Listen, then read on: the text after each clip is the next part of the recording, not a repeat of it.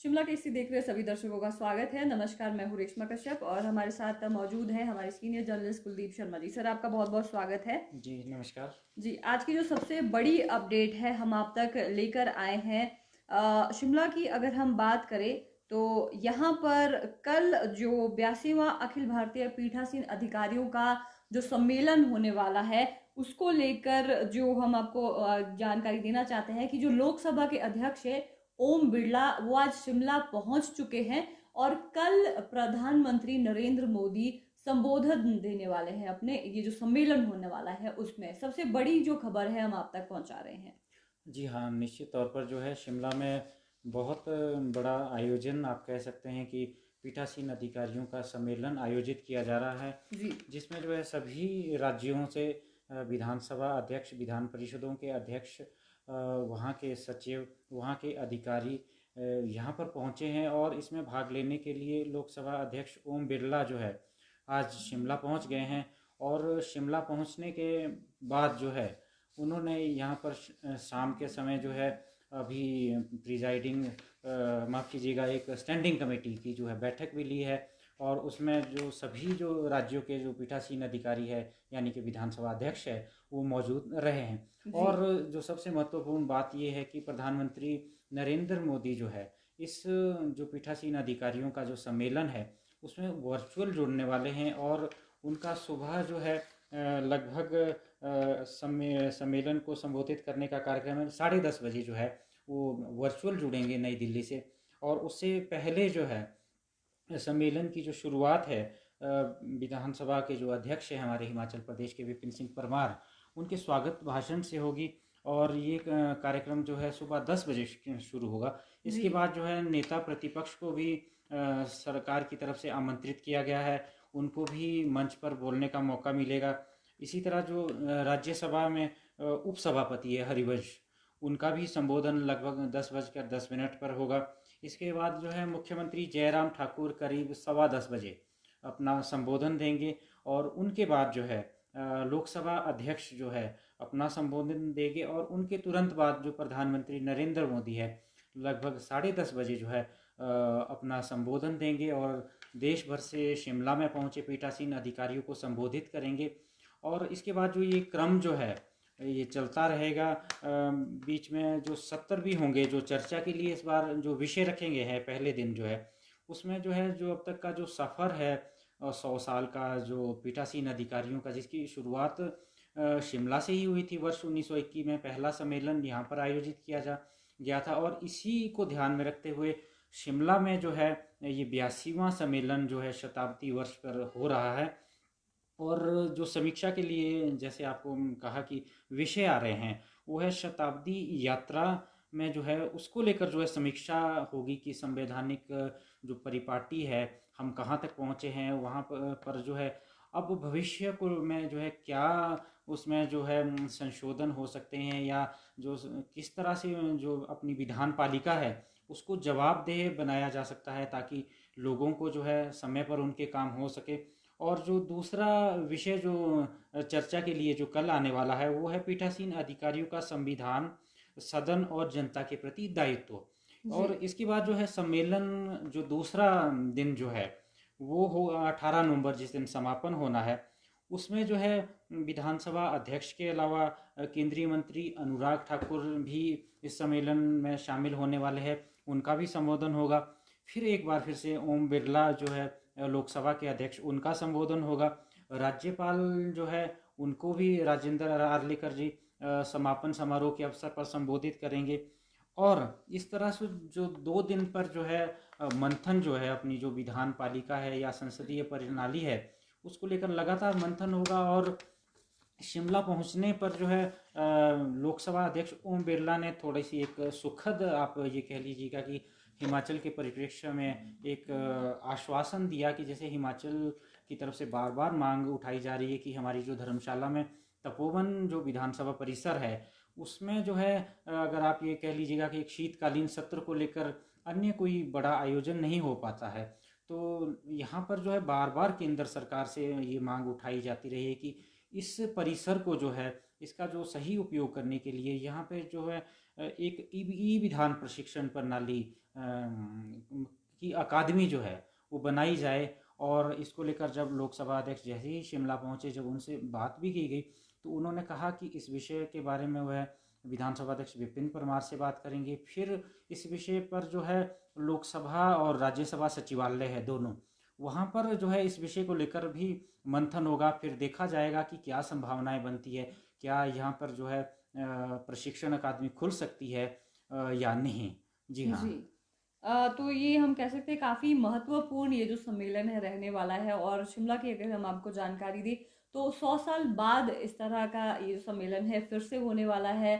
और इसी चीज़ को मद्देनज़र रखते हुए, इस चीज़ की ऐतिहासिकता को समझते हुए जी इसे यहाँ पर आयोजित किया गया है। जैसे कि हमने कुछ दिनों पहले भी जी दर्शकों हाँ। को अपडेट दी कि इससे पहले धर्मशाला में ये सम्मेलन होना था, लेकिन इसकी ऐतिहासिक महत्वता को देखते हुए कि शिमला में ही इससे पहले ऐसा सम्मेलन हुआ था, इसीलिए इसे यहाँ शिमला में आयोजित किया गया है।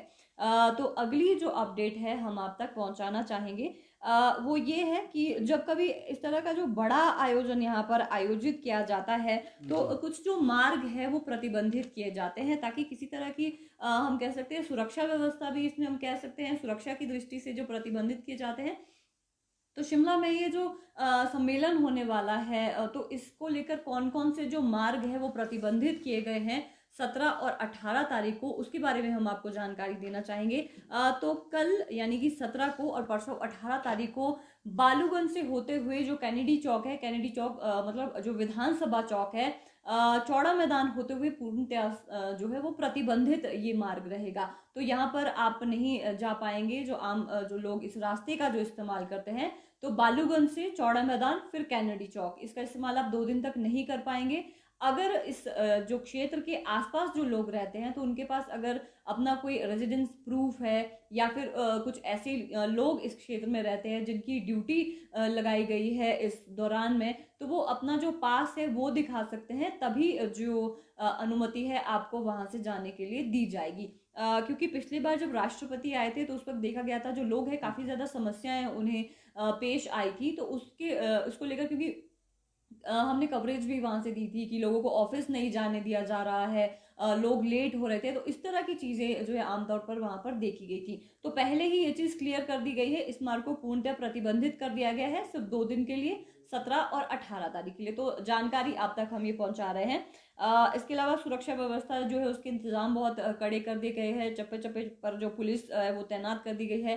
ट्रैफिक व्यवस्था की अगर हम बात करें वो सुचारू रूप से चलती रहे, उसको लेकर भी पुलिस प्रशासन की तरफ से जो इंतजाम है वो 2 दिन के लिए कर दिए गए हैं। तो अगली अपडेट इसी से संबंधित जो है हम आपको देना चाहेंगे कि जो शिमला में विधानसभा जो सचिव हैं उनके 58वां जो सम्मेलन है उसमें किन विषयों को लेकर चर्चा की गई है उसके बारे में आपको जानकारी देना है। जी हाँ। जो अपना पीठासीन अधिकारियों का जो सम्मेलन जिसकी शुरुआत कल से होने वाली है, उससे ठीक एक दिन पहले जो है शिमला में राज्य विधानसभाओं के जो और विधान परिषदों के जो प्रदेश भर के जो पीठासीन अधिकारी है उनका जो है 58वां सम्मेलन भी यहाँ पर आयोजित किया गया। और इस सम्मेलन में जो है 23 राज्यों की जो विधानसभाएं हैं उनके पीठासीन अधिकारियों ने इसमें भाग लिया। और इसमें मैं जो है आज मुख्य रूप से 4 विषय चर्चा के लिए सामने आए हैं। और उसमें पहला विषय था कि सदन में वाद विवाद तथा चर्चा को उपयोगी बनाने विषय पर लेकर जो है जी आया। और दूसरा था ऑनलाइन बैठक, सदन की आवश्यकता, चुनौतियां और आगे का रास्ता। यानी जो है काम जो आने वाले समय में ऑनलाइन हो सके। जैसे आपको ज्ञात होगा कि शिमला की जो विधानसभा है वो हमारी पहली पेपरलेस विधानसभा है, देश की पहली पेपरलेस विधानसभा है। और दूसरे राज्य जो है यहाँ तक कि जो लोकसभा सचिवालय या राज्यसभा, वहाँ से भी यहाँ पर अधिकारी और जो नेता है और जो पीठासीन अधिकारी है समय समय पर यहाँ से ई विधान का जो प्रशिक्षण लेने आते रहे हैं। और एक ये अवसर होगा हमारे पास जब सभी राज्यों के यहाँ पर प्रतिनिधि पहुँचे हुए हैं, विधानसभा अध्यक्ष यहाँ होंगे, विधानसभा सचिव होंगे, तो वो एक हिमाचल से कुछ नया सीख के जाएंगे कि हम कैसे जो है वहाँ पर जो है अपनी जैसे हिमाचल की जो विधानसभा है वैसे हम वहाँ पे ई विधान को कैसे लागू कर सकते हैं जिससे ताकि पेपरलेस काम हो सके। यानी हिमाचल जो है एक आयोजन के साथ साथ एक सीख जो है आप ये लोकसभा से लेकर जो है सभी राज्यों को भी देगा। जी। और इसके अलावा जो दो अन्य विषय जो आज के जो सचिवों की अधिक मतलब जो बैठक थी उसमें जो चर्चा के लिए आए हैं उसमें जो है तीसरा विषय था प्रक्रिया और कार्य संचालन नियमों एकरूपता। यानी किस तरह से जो है जो हमारी संवैधानिक व्यवस्था है ऐसा ना हो कि ये कहीं जगह कोई और नियम की परिपालना की जाती है दूसरे राज्यों में किसी और को, मतलब अगर एक रूपता होगी तो इससे जो है जनता के प्रति जो है जवाबदेही को जो है सुनिश्चित करने में आसानी रहेगी। और एक जो अन्य जो चौथा विषय है विधानमंडलों के विशेषाधिकार और सूचना का अधिकार अधिनियम के तहत दायित्वों के लिए चर्चा, जी। मतलब जो इसको लेकर भी जो है चर्चा हुई है। तो कुल मिलाकर जो चार विषय है इनको लेकर जो है विधानसभा सचिवों ने मंथन किया है और इसको लेकर लंबी यहाँ पर जो है चर्चा हुई है। जैसे ही आज इनका जो 58वां सम्मेलन आयोजित किया गया और इसमें हमारी विधानसभा से जो विधानसभा सचिव है यशपाल शर्मा ने भाग लिया और उन्होंने अपना स्वागत भाषण भी दिया। देश भर से आए विधानसभाओं के सचिवों का यहाँ पर स्वागत किया और इस विषय को जो है आगे बढ़ाया। जी जी, तो जी पीठासीन अधिकारियों का जो सम्मेलन होने वाला है कल, तो इसमें क्या-क्या चीज़ें रहेंगी, किन चीज़ों पर चर्चा की और चर्चा होगी और प्रधानमंत्री नरेंद्र मोदी कल किस चीज़ पर संबोधन अपना देंगे, उसके बारे में भी जो अपडेट है हम आप तक ज़रूर पहुँचाएँगे। जैसे ये जो सम्मेलन है कल की जो प्रक्रिया है वो कंप्लीट होगी, उसके बाद आपको अपडेट ज़रूर पहुँचाएँगे। अगली खबर की तरफ चलते हैं, वो उपचुनावों में जो बीजेपी को हार मिली है उससे संबंधित है कि अब शिमला में, क्योंकि बार बार जो बैठक है अब की जा रही है बीजेपी की तरफ से और एक और बैठक होगी जिसमें अब मंथन किया जाएगा कि उपचुनावों में जो बीजेपी की हार हुई है उसके क्या कारण है और आगे आने वाले समय में कुछ फेरबदल अगर करने हैं तो उसको लेकर जो एक मंथन है वो बैठक यहाँ पर शिमला में आयोजित होने वाली है। जी हाँ, निश्चित तौर पर जो चंडीगढ़ में आपने देखा बैठक स्थगित हुई है तो उसके बाद जो है अब इस बैठक को शिमला में रखा गया है और इसका आयोजन जो है 24, 25 और 26 नवंबर को होगा। तो इस बैठक में जो है बड़े जो भाजपा के जो नेता है वो शामिल हो रहे हैं। इसमें मुख्य रूप से जो है प्रदेश के जो प्रभारी है अविनाश राय खन्ना, सह प्रभारी संजय टंडन और जो राष्ट्रीय उपाध्यक्ष जो है जो नॉर्थ ईस्ट के इंचार्ज भी है भाजपा के, नॉर्थ ईस्ट नहीं माफ़ कीजिएगा पूरे उत्तर क्षेत्र के जो इंचार्ज है पंजाब, हरियाणा, चंडीगढ़ और हिमाचल प्रदेश को देखते हैं सौदान सिंह, वो विशेष रूप से उपस्थित रहने वाले हैं। और पूर्व मुख्यमंत्री प्रोफेसर प्रेम कुमार धूमल और शांता कुमार के अलावा जो है अनुराग ठाकुर जो केंद्रीय मंत्री है हमारे, उनको भी इस बैठक में न्योता दिया गया है।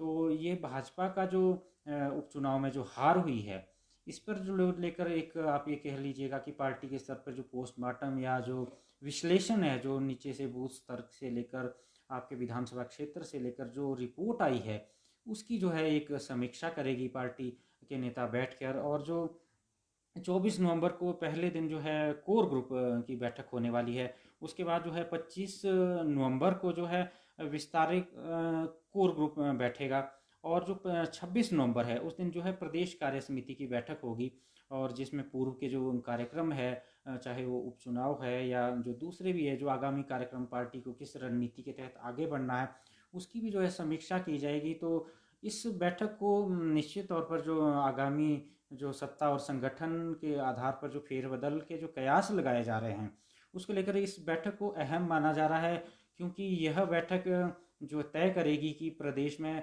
क्या संभावित मंत्रिमंडल में फेरबदल हो सकता है क्या और संगठनात्मक स्तर पर जो है भाजपा किस या क्या नई टीमें के साथ आगे बढ़ना चाहती है। तो एक जो विस्तृत जो रिपोर्ट भी है जो हार के कारणों की तब तक तैयार कर ली जाएगी। अभी तक पार्टी के स्तर पर जो है विस्तृत रिपोर्ट तैयार नहीं हो पाई है और यह कारण भी रहा जो आपकी जो चंडीगढ़ में जो भाजपा की जो बैठक होने वाली थी वो स्थगित हुई है।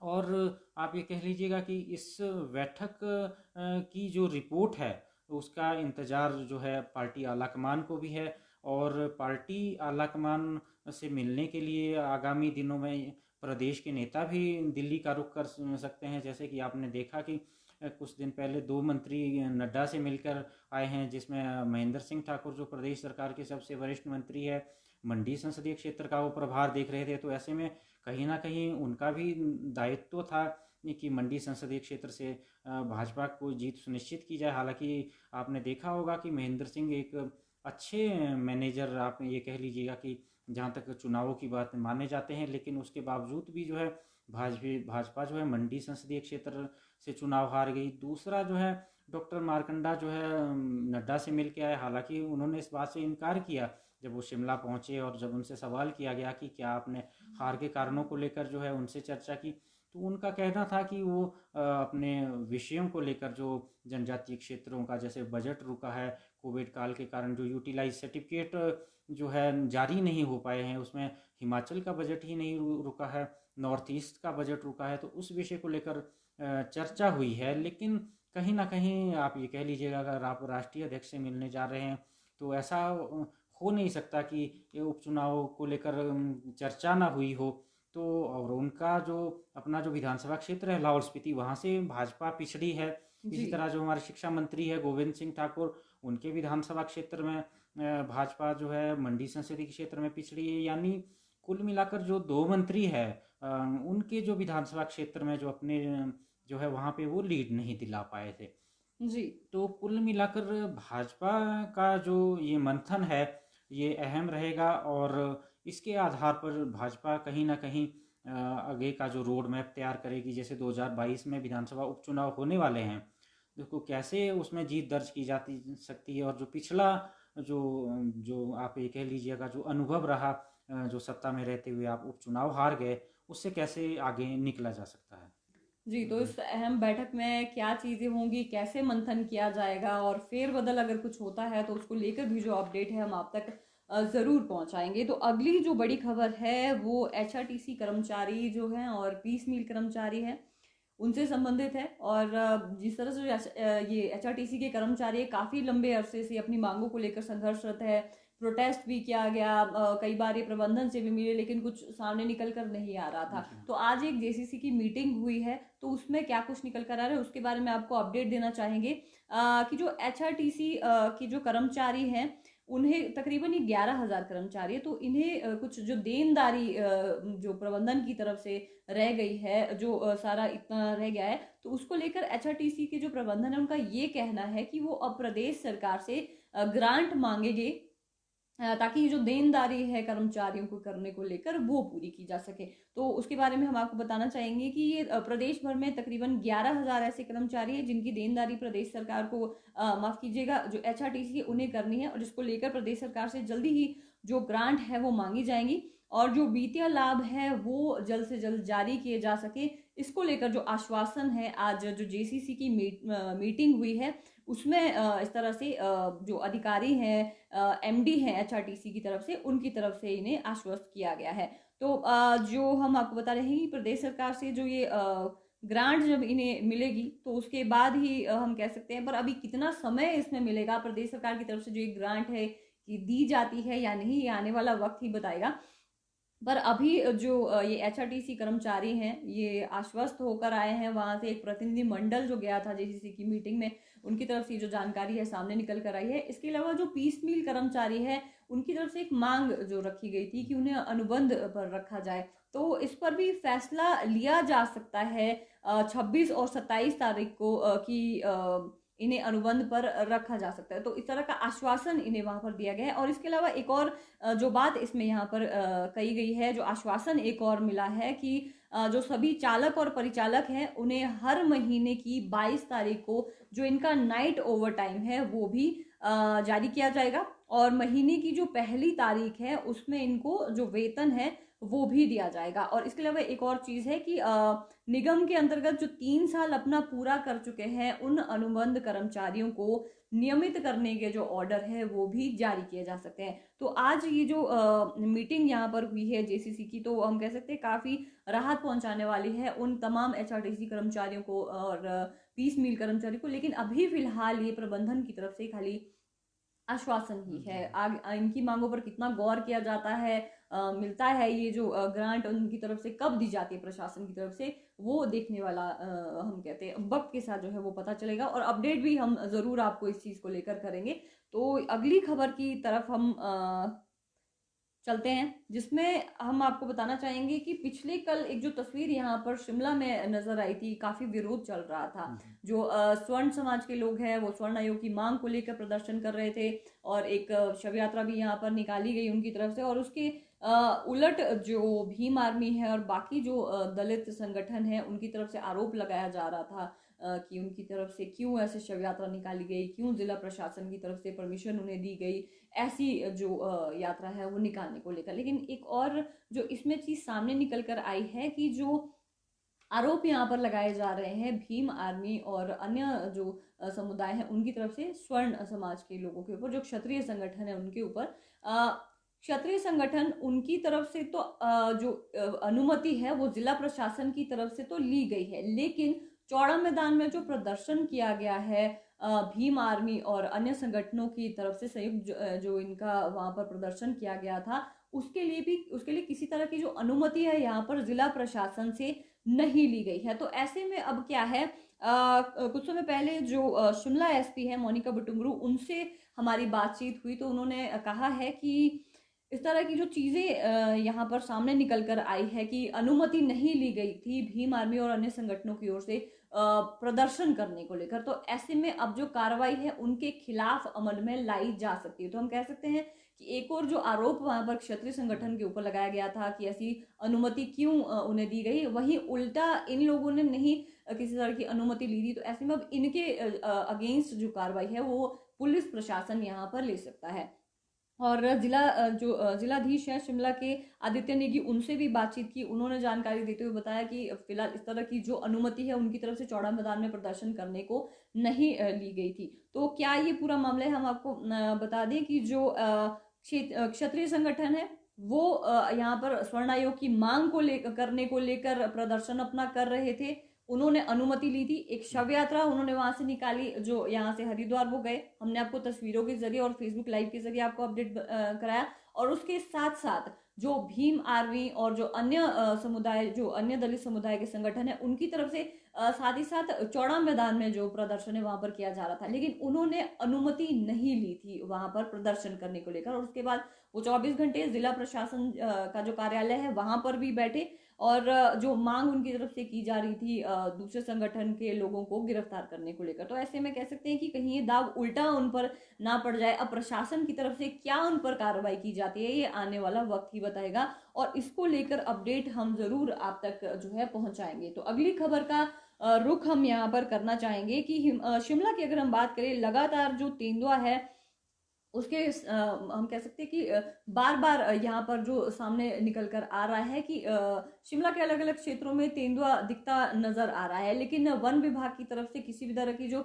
जितने भी प्रयास किए जा रहे हैं इन तेंदुओं को पकड़ने के लिए, पिंजरे लगाए जा रहे हैं या फिर जो कैमरा लगाए जा रहे हैं उन्हें ट्रेस करने के लिए, तो सारी जो हम कह सकते हैं इनकी कोशिशें नाकामयाब यहाँ पर साबित होती हुई नजर आ रही है, और इनका जो प्रयास है असफल हो रहा है। तो इसी बीच में जो शिमला नागरिक सभा है वो काफी ज्यादा आक्रोश उनके अंदर आज इतना हो गया कि वो वन विभाग का जो वाइल्ड लाइफ विंग है वहां पर अंदर जाकर वो जो पीसीसीएफ है उनके कैबिन में जाकर उन्होंने जो घेराव है वहां पर अंदर किया। इसको लेकर जो अपडेट है हम आपको देना चाहेंगे। जी हाँ। नागरिक सभा की तरफ से जो है आज फिर से जो है विरोध प्रदर्शन किया गया, और उनका ये कहना है कि अब तक जो है वन विभाग तेंदुए को आदमखोर घोषित नहीं कर रहा है।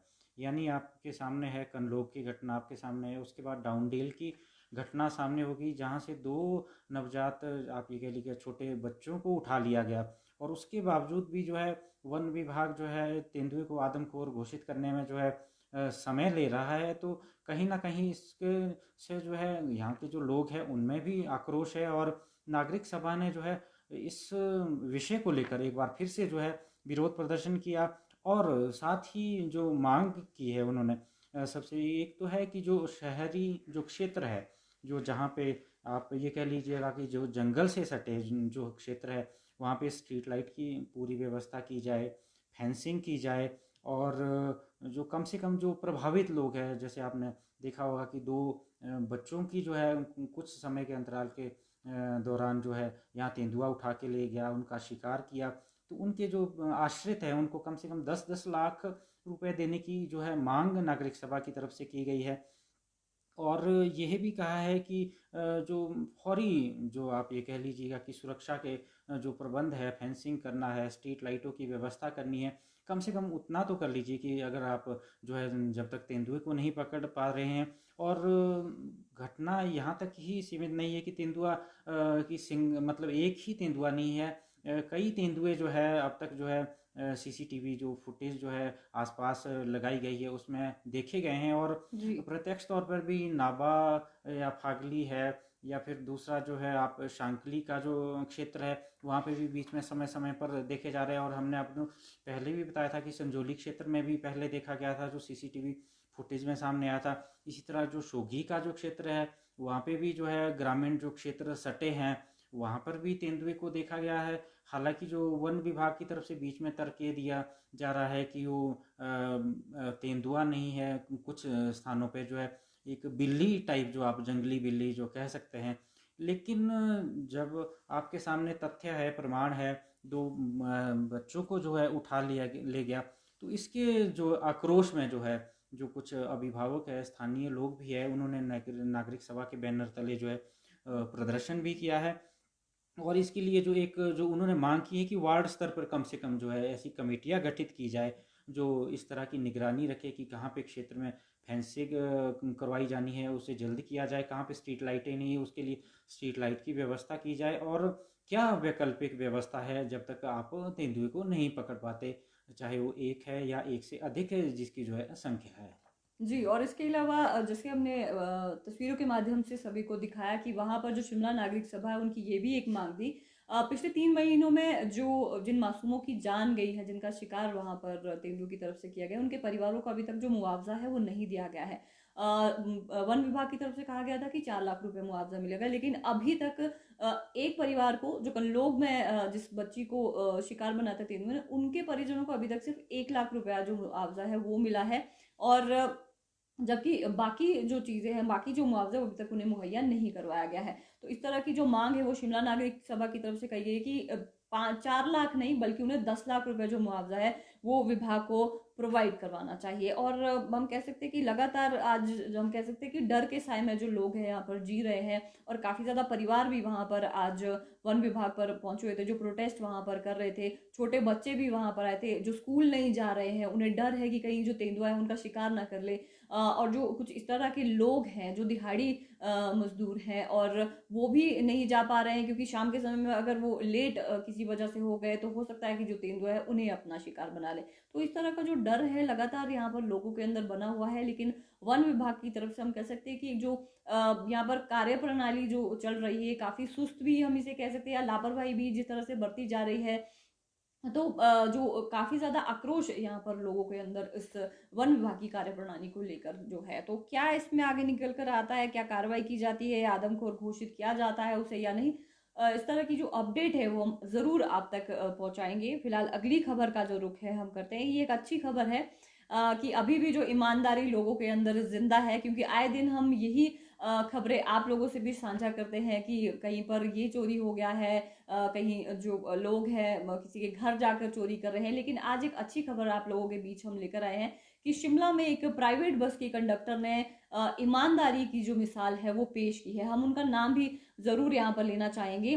पिछले कुछ दिनों में जो सोमवार को न्यू शिमला सेक्टर 4 से एक सीनियर सिटीजन है जिनका नाम राजेंद्र शर्मा है, वो ओल्ड बस स्टैंड से विकास नगर के लिए बस में बैठे थे, और अपना जो उनके पास बैग था उसमें उनके कुछ ज़रूरी डॉक्यूमेंट थे और कुछ पैसे भी उस बैग में उनके थे। वो बस में, वो प्राइवेट बस जिसमें वो बैठे थे वो भूल गए। तो ऐसे में क्या है, वो अपना बैग उन्होंने चारों तरफ ढूंढा, जब वो बस से उतर गए तो उन्हें वो बैग कहीं नहीं मिला। लेकिन अगले दिन, आज की अगर हम बात करें, मंगलवार की सुबह जो उस बस में कंडक्टर है, सुभाष उनका नाम है, उन्होंने खुद ही उन्हें फ़ोन किया। हो सकता है कि डॉक्यूमेंट के बीच में उन्हें फ़ोन नंबर मिल गया होगा उनका, तो उसके थ्रू उन्होंने कांटेक्ट किया राजेंद्र जी से, और ऐसे में सुभाष ने जब उन्हें फ़ोन करके बताया कि आपका जो बैग है वो अच्छे तरीके से उन्होंने संभाल कर अपने पास रखा है, तो हम कह सकते हैं कि काफ़ी ज़्यादा जो सराहना उनकी की है राजेंद्र ने। और उन्होंने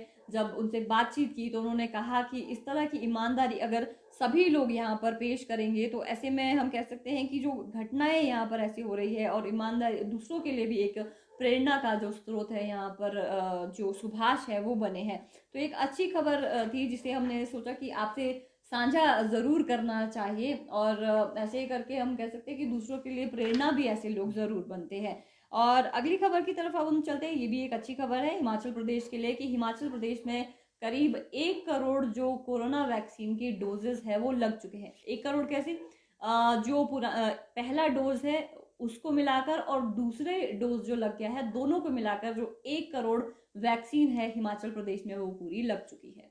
जी हाँ, निश्चित तौर पर जो है हिमाचल प्रदेश जैसे कि पहली डोज लगाने में नंबर 1 पे रहा। प्रधानमंत्री नरेंद्र मोदी ने वर्चुअल जुड़ के उसकी प्रशंसा की। उसके बाद जो है अब जो दूसरी डोज लगाने की तरफ जो है हिमाचल आगे बढ़ रहा है और 30 नवंबर तक जो है जी इस लक्ष्य को पूरा किए जाने की संभावना है। और अब तक जो है हिमाचल जैसे कठिन भौगोलिक परिस्थिति वाले राज्य में 1 करोड़ डोज लगाना एक बहुत बड़ी उपलब्धि है। जहाँ पर कई जगह आपने देखा होगा डोडरा क्वार तक मुख्यमंत्री खुद अपने हेलीकॉप्टर में जो है वैक्सीन की डोज लेके गए। और इसी तरह जो दूसरे बड़ा बंगाल है या दुर्गम क्षेत्र है जो चंबा के, वहाँ पर वैक्सीन को पहुँचाया गया। और कई ऐसे क्षेत्र है जैसे मलाना है जो हमारा ऐतिहासिक गांव है, जहाँ के लिए खुद जो है घंटों तक पैदल चलना पड़ता है। मुख्यमंत्री गत दिन वहाँ पैदल भी चले 1.5 घंटा और वहाँ के लिए भी जो है वैक्सीन की डोज पहुँचाई गई।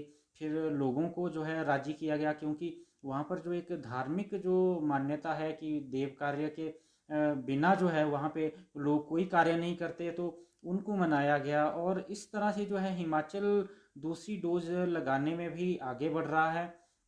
और ये लक्ष्य जो है 30 नवंबर तक प्रदेश सरकार ने रखा है कि उसको पूरा कर लिया जाएगा। और इसके लिए पंचायत स्तर पर जो है कमेटियों का गठन किया गया है। पंचायत प्रधान को उसका अध्यक्ष बनाया गया है। और पिछली जो आपने देखा होगा कि ग्राम सभा इसी विषय को लेकर आयोजित की गई थी कि जो है प्रदेश सरकार जो इस लक्ष्य को समय रहते पूरा कर पाए। और उसी को लेकर जो अगली ग्राम सभा होने वाली है 30 नवंबर से पहले जो रविवार पड़ेगा, उस दिन जो है इसकी समीक्षा होगी। और उस दिन तक जो है सभी पंचायतों को ये लक्ष्य दिया गया कि आप जो है इस लक्ष्य को पूरा कीजिए। और इस तरह से जो है हिमाचल दूसरी डोज लगाने में भी आप ये कह लीजिएगा कि लगभग लगभग जो है पूरा करने के लक्ष्य तक इस महीने के अंत तक पहुंच जाएगा। जी जी हाँ। और जिस तरह से स्वास्थ्य विभाग की तरफ से निर्देश भी जारी किए गए थे प्रदेश भर में जितनी भी जिला है उनके जिला उपायुक्त है उन्हें कहा गया था कि जल्द से जल्द जो डोजेज है सेकंड डोज को भी पूरा किया जाए ताकि पूर्णतया कोरोना के दोनों डोज लगाने में हिमाचल नंबर 1 बने। क्योंकि पहले जो डोज है उसको लगाने में भी हिमाचल नंबर 1 बना है। शिमला की अगर हम बात करें यहाँ पर जिस तरह से जिला प्रशासन की तरफ से काम किया जा रहा है, जिला उपायुक्त की तरफ से ये निर्देश जारी किए गए हैं। 25 तारीख तक का लक्ष्य रखा गया है, 30 नवंबर नहीं 25 नवंबर तक दूसरा जो डोज है वो लगाया जा सके यहाँ पर शिमला जिला की अगर हम आपको जानकारी दें। तो उसके अलावा लोगों को भी जागरूक किया जा रहा है।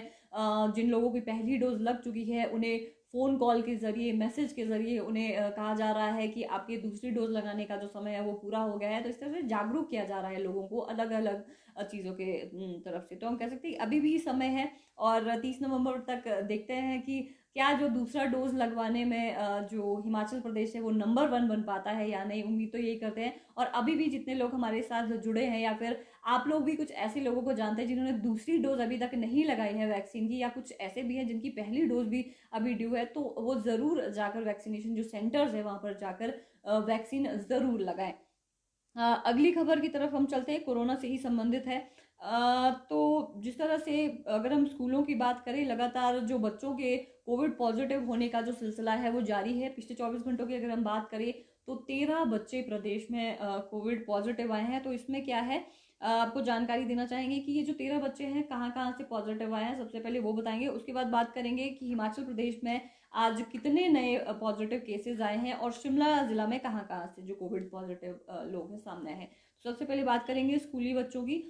13 ये जो मामले हैं, ऊना से 4 बच्चे पॉजिटिव आए हैं, सोलन से 1, कांगड़ा से 6, हमीरपुर से 1 और चंबा से 1 जो छात्र है वो कोविड पॉजिटिव आए हैं। अभी तक कुल जो केसेस हैं, ये हम आपको बता दें कि ये सरकारी स्कूल का जो आंकड़ा है वो हम आपके सामने रख रहे हैं। प्राइवेट स्कूल्स का ये जो आंकड़ा है ये नहीं है। तो गवर्नमेंट स्कूल में अभी तक 563 जो मामले हैं कोविड पॉजिटिव के सामने आए हैं, और जिसमें से 437 जो बच्चे हैं वो पूरी तरह से रिकवर हो गए हैं। और इसके अलावा जो अभी एक्टिव केसेस है जिनका इलाज चल रहा है, 63 ऐसे बच्चे हैं जिनका अभी भी जो इलाज है यहाँ पर चल रहा है। तो हम कह सकते हैं कि लगातार ये जो सिलसिला है जारी है, और छोटी कक्षाएं भी अब खुल चुकी हैं, और जो छोटे बच्चे हैं लगातार वो भी स्कूल आ रहे हैं, और जो पहली और दूसरी कक्षा के बच्चे हो तो पहली बार ही स्कूल यहाँ पर पहुंच रहे हैं। तो अब हम प्रदेश की बात करना चाहेंगे कि प्रदेश में आज कितने जो नए मामले हैं सामने आए हैं, हम आपको बताना चाहेंगे। पिछले 24 घंटों में हिमाचल प्रदेश में 129 नए मामले कोविड के सामने आए हैं। तो हम आपको जानकारी दे दें कि ये 129 कहाँ से, इसमें हम आपको टोटल जो आंकड़ा है वो बताएंगे, और इसमें इंक्लूड होगा जो बच्चे भी पॉजिटिव आए हैं वो भी। तो डिस्ट्रिक्ट वाइज हम आपको बता दें कि बिलासपुर में 5 नए केसेस आए हैं, हमीरपुर में 18, कांगड़ा में 49, किन्नौर में 1, कुल्लू में 5, लाहौल स्पीति में 2, मंडी में 10, शिमला में 15, सिरमौर में 1, सोलन से 6 और ऊना से 17 जो कोविड पॉजिटिव मामले हैं वो सामने आए हैं। और इसके अलावा अगर हम बात करें जो शिमला डिस्ट्रिक्ट की, अगर हम बात करें कि शिमला ज़िला में कितने, जो हमने आपको अभी बताया कि शिमला में कहाँ कहाँ से ये जो मामले हैं सामने आए हैं, आपको हम बता दें शिमला में न्यू शिमला से 1, कंगनाधार से 1 जो बीसीएस के साथ लगता क्षेत्र है, समर हिल से 1, जाखू से 1, मशोबरा से 1, मतियाना से 1, आईजीएमसी से 2, कुमारसैन से 1, कोटखाई से 2, ननखरी से 1 और रोहडू से 1, और अन्य क्षेत्रों से जो 2 पॉजिटिव मामले हैं वो सामने आए। इसके अलावा हिमाचल प्रदेश में 1 जो मृत्यु है वो भी हुई है पिछले 24 घंटों में। कांगड़ा से 78 वर्षीय व्यक्ति की मौत हुई है कोरोना के चलते। तो लगातार जो कोरोना के आंकड़े हैं वो बढ़ रहे हैं, और स्कूलों में जो बच्चे पॉजिटिव आ रहे हैं वो भी काफ़ी चिंताजनक विषय है। शिक्षा विभाग की तरफ से जैसे कहा गया था, जो गाइडलाइंस भी जारी की गई थी, ये तो फिलहाल हम कह सकते हैं कि जो पुराने सैंपल लिए गए थे उनकी रिपोर्ट यहाँ पर सामने आ रही है। तो इसके लिए हम आपको जो अपडेट कोविड से संबंधित थी वो हमने आपको रखी है। एक और अपडेट हमारे सामने जो आ रही है उसके बारे में हम आपको जानकारी देना चाहेंगे। जो हिम केयर कार्ड बनाने को लेकर है उससे संबंधित ये जानकारी जुड़ी है। जी हाँ। अगर आप लोगों ने हिम केयर अपना कार्ड नहीं बनाया है, जो आयुष्मान योजना के तहत नहीं आते हैं, तो आप 1 जनवरी 2022 से जो है हिम केयर कार्ड जो है बना सकते हैं। और इसके लिए जो है 365 दिन तक जो है इसका जो लाभ मिलेगा। और योजना के अंतर्गत जो अब तक जो है 2,07,000 नागरिक जो है प्रदेश में जो है इस योजना के तहत जो है लाभ उठा चुके हैं। यानी अगर आप जो है हिम केयर कार्ड नहीं बना पाए हैं, या आपका हिम केयर कार्ड की जो तिथि है, जो वैधता तिथि है वो समाप्त हो रही है, तो आप उसे रिन्यू कर सकते हैं। और उसको रिन्यू करने की तिथि जो है नए साल से जो है करीब 1.5 माह बाद जो है वो शुरू हो रही है। तो ये हमारे पास एक और अपडेट थी।